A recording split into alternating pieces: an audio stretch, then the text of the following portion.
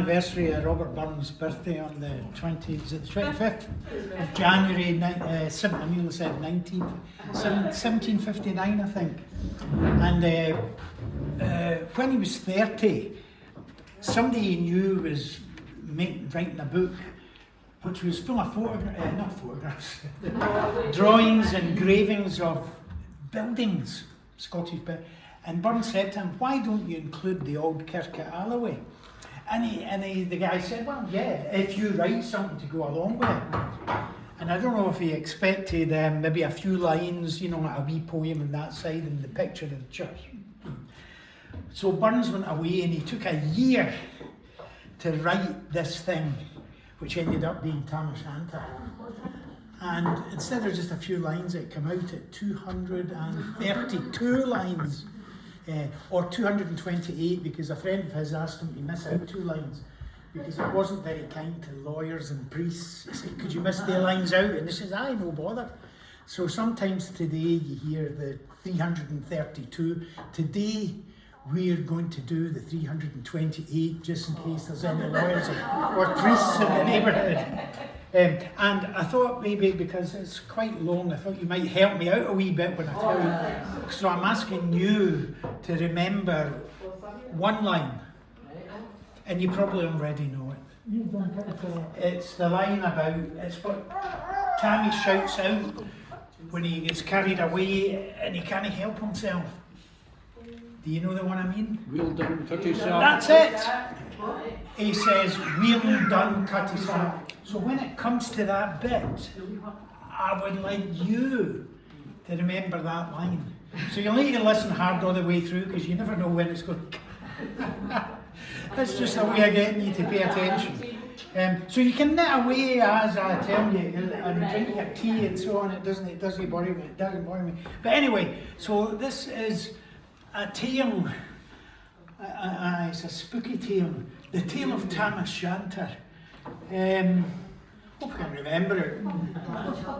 When Chapman Billies leave the street and Druithy neighbours meet, the market days are wearing late and folk begin to tack the gate while we sit, boozing at the nappy and getting full and Uncle Happy. We think that in the line Scots miles, the mossies, water slaps and stounds that lie between us and your hame, or sits your sunky sullen dame, gathering our brows like gathering storm, nursing our wrath to keep it warm.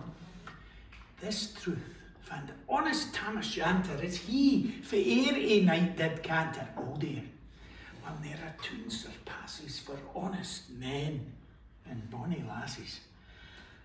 Tam, had thou but been so wise as take thy ain wife Kate's advice, she told thee weel there was a skellum of blithering, blustered and drunken blithering, that through November to October, market day, it wasn't sober. The anchor melder with the miller, the sat as long as they had summer, that every nig was called a shoe on, the smith and me get roaring full on. That at the lady's house, even on Sunday, you drank with Kit and Jean till Monday. She prophesied that later soon there would be fun deep drowned in Doon, or catch be warlocks in the murk by Alloway's old haunted kirk. Gentle dames, it gars me greet to think how many counsels sweet, how many lengthened sage advices the husband from the wife despises. But to our tale, market night, Tam had get planted Uncle right fast by an ingle bleezing finely, with him and swarts that drank divinely, and at his elbow, Suitor Johnny, his ancient trusty Druithy crony. Tam load him like a very brother. They'd been for weeks together. The night drove on with sangs and clatter, and aye, the ale was growing better. The landlady and Tam grew gracious, with favour secret, sweet and precious. The suitor told his queerest stories, the landlord's laugh was ready chorus. The storm without might rear and rustle, Tam didn't mind the storm a whistle. Care, mad to see a man so happy, even drowned himself among the nappy. As bees flee hame with lads their treasure, the minutes winged their way with pleasure. Kings may be blessed, but Tam were all the ends of life victorious. But pleasures are like poppy spray. He sees the flower, the bloom is shed. Or like the snow falls in the river, a moment white then melts forever. Or like the borealis rays that flit ahead, you can point their place. Or like the rainbow's lovely form may vanish amid the storm. Nae man can tether time nor tide. The hour approaches, Tam on ride. That hour a night's black arch, the key stain. That dreary hour he mounts his beast in, and sick a night he tacks the road, and his ne'er poor sinner was abroad in. The wind blew as 'twould gone its last. The rattling showers rose in the blast. The speedy gleams the darkness swallowed. Loud, deep and lang the thunder bellowed. That night, like a child, the deal had business in his hand. Well mounted in his grey mare Meg, a better never lifted leg, Tam scalped on through Dublin mire, despising wind and rain and fire, whilst holding fast his good blue bonnet, whilst crooning out some old Scots sonnet, whilst glowering round with prudent cares, lest bogles catch him unawares. Kirkalloway was drawing nigh, where geese and hoolits nightly cry. But this time he was crossed the ford, where in the snow the chapman smoored, and past the birch and meikle stane, where drunken Charlie Bragg's neck bane, and near the cairn through the winds where hunters found the murdered bairn. Or near the thorn, aboon the well, where Mungo's mother hanged herself. Before him, Doon pours all his floods, the Dublin storm roars through the woods. The lightnings flash from pole to pole, near and more near the thunder's roll wind. Gleaming through the groaning trees, Kirkalloway seemed in a blaze. Through every bore the gleams were glancing, and loud resounded mirth and dancing. Inspiring bold John Barleycorn, what dangers thou canst make us scorn. We tuppenny we fear nae evil, we Uskaba. We'll face the devil.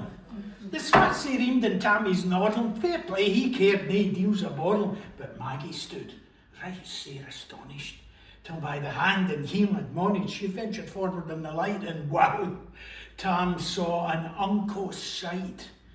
Warlocks and witches in a dance. Nae cotillion bent new for France, but hornpipes, jigs, space and reels, put life and metal in their heels. A winnock bunker in the east, there sat old Nick, in shape a beast. A towsy tyke, black, grim and large, to give the music was his charge. He screwed the pipes and gat them skill, till roof and rafters all did dirm. Coffins stood round, the open presses, that showed the deed in their last dresses. Then, by some devilish cantrip sleight, each in its cold horn held a light. By which heroic Tam was able to note upon the hairy table a murderer's banes and gibbet irons. 'Twas span down wee unchristened bairns. A thief, you cutted for a rape, with last gasp his gab did gape. 5 tomahawks, with blood red rusted, 5 simmers, with murder crusted. A garter, which a babe had strangled, a knife, a father's throat had mangled, who his ain son of life bereft. The grey hairs yet stuck to the heft. With mair horrible and awful that even a name would be unlawful. As Tammy glowered amazed and curious, the mirth and fun grew fast and furious. The piper loud and louder blew, the dancers quick and quicker flew. They reeled, they set, they crossed, they click it, till Unca Carolyn spat and Rika and Custer Duddies did the work, and Linka at it in her sack. Oh, the Tam, oh. Had they been queens, all plump and starting in their teens, their sarks instead of creasy flan had been snow white 1700 linen. Their breeks of mine, my only pair that answered plush a good blue hair, I would have given them half my hearties for a blink of the bonny birdies. But withered bell dams, Bald and drawn, rigged woody hags would spin a foam, louping and tossing on a crummock. I wonder didn't he turn his stomach. But Tam kent what was what full brawny. There was went some wench and Wally that night enlisted in the court, lying after Kent and Carrick shore, for many a beast to dead she shot, and perished many a bonny boat, and laid baith meikle corn and beer, and kept the countryside in fear. Her cutty sark, her paisley harm, which when a lassie she had worn, in longitude though sorely scanty, was her best, and she was vaunty. Ah, little kenned I Reverend Granny, the sark she cough for her wee nanny, wi' Plapun Scots, was all her riches, would e'er grace the dance of witches. But here, my muse her wing maun cower. 6 flights are far beyond her power to sing how Nanny lap and flang, a supple jade she was in strang, and how Tam stood like een bewitched, and thought he's very een enriched. Een Satan glowered and fitched full fain, and horched and blew wi' might and main, till first a caper, sign another. Tam tint his reason altogether, and roars out, "Well done, Cutty Sark!" "Oh, for goodness sake." He did it a lot louder than that. Tam tint his reason altogether, and roars out, "Well done, Cutty Sark!" And in an instant all was dark. Scarcely had he Maggie rallied when out the hellish legion sallied. As bees bizz out wi' angry fight, when plundering herds assailed their bike, as open pussies mortal foes when pump, she starts before their noses, eager runs the market crown. When catch the thief resounds aloud, so Maggie runs. The witches follow with many an eldritch screech and hollow. Ah, Tam, they'll get thy faring, and hell they'll roast thee like a herring. In vain thy Kate awaits thy coming. Kate soon will be a woeful woman. Now, do thy speedy utmost, Meg, and win the key stain of the brig. There at them thou thy tail may toss, a running stream they dare na cross. But ere the key stain she can make, the fiend her tail she had to shake for Nanny. Far before the rest, hard upon noble Maggie pressed, and flew at Tam with furious ettle, but little was she Maggie's mettle. A spring brought off her master hame, but left behind her ain grey tail. The carlin caught by the rump, and left poor Maggie scarce a stump. Now, what reads this tale o' truth? Take heed, ilk man and mother's son, whene'er to drink ye are inclined, or cutty sarks run in your mind, think ye may buy the joys o'er dear. Remember Thomas Shanter's mare.